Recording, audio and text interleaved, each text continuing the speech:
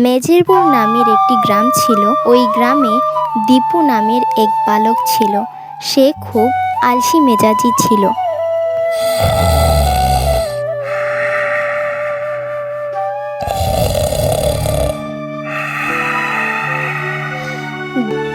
দীপুর মা রান্নাঘরে রান্না করছিলেন। পাশের ঘর থেকে হঠাৎ ঘর ঘর শব্দ শুনে পাশের ঘরে গিয়ে দেখলেন দীপু নাক ডাকাচ্ছে।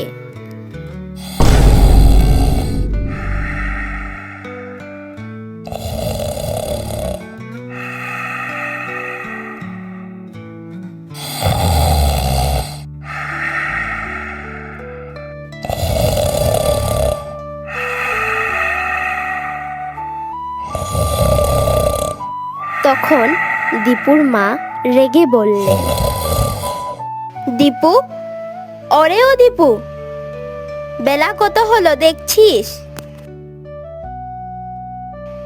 স্কুলের সময় বের হয়ে যাচ্ছে। মা, আজকে শরীরটা ভালো লাগছে না, অনেক পেটে ব্যথা করছে, আজকে স্কুলে যাব না মা। তোর তো রোজই একই বাহানা। এই আলসেমি তোকে কোথায় নিয়ে যাবে কে জানে।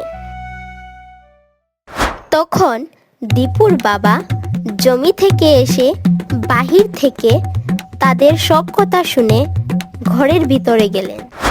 দীপুর মার নজর ওনার স্বামীর দিকে পড়ল। তারপর ওনার স্বামীকে বললেন, ওগো শুনছো? তোমার গুণধর ছেলের কাণ্ড দেখো। সে স্কুলে যাবে না।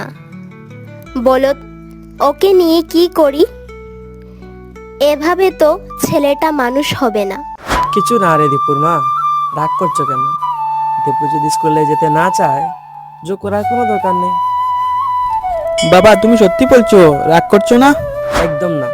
আজ থেকে তোর আর স্কুলে যেতে হবে না। তার চেয়ে তুই বরং আজ থেকে আমার সাথে জমিতে যাবি, আমার কাজে সাহায্য করবি। বাবা, কি মজা! আর স্কুলে যেতে হবে না, বইয়ের বোঝাও বইতে হবে না। আচ্ছা বাবা, আজকে থেকে আমি তোমার সাথে জমিতে যাব। কিছুক্ষণ পর দীপু ও দীপুর বাবা জমিতে চলে যান। প্রচণ্ড কড়া রোদের মাঝে দীপুর বাবা দীপুকে বললেন, এই নে দীপু, ধানের চারাগুলো রোপণ কর। আচ্ছা বাবা।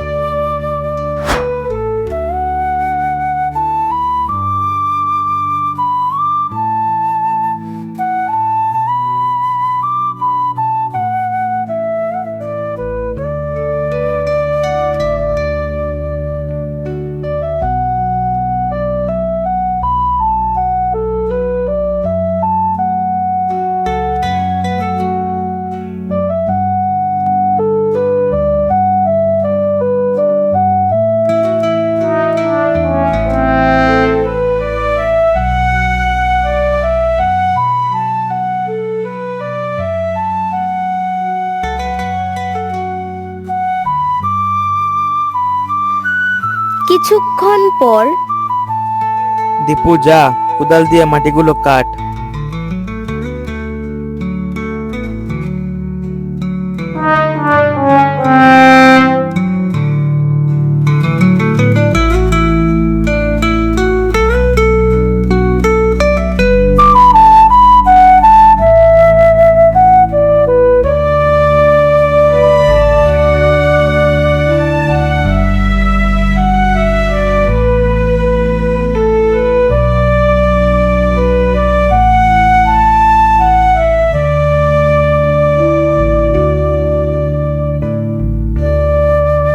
দীপু কোদাল দিয়ে মাটি কাটার চেষ্টা করছে।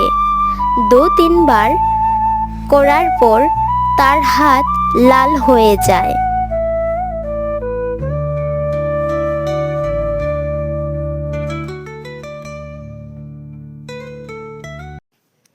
তো বন্ধুরা, তারপর দীপুর সাথে কি হয়েছে তা দেখার জন্য চ্যানেলটিকে সাবস্ক্রাইব করে বেল আইকনে টিপে রাখুন, যাতে নেক্সট ভিডিও দেখতে পান। আর হ্যাঁ, লাইক কমেন্ট করতে ভুলবেন না।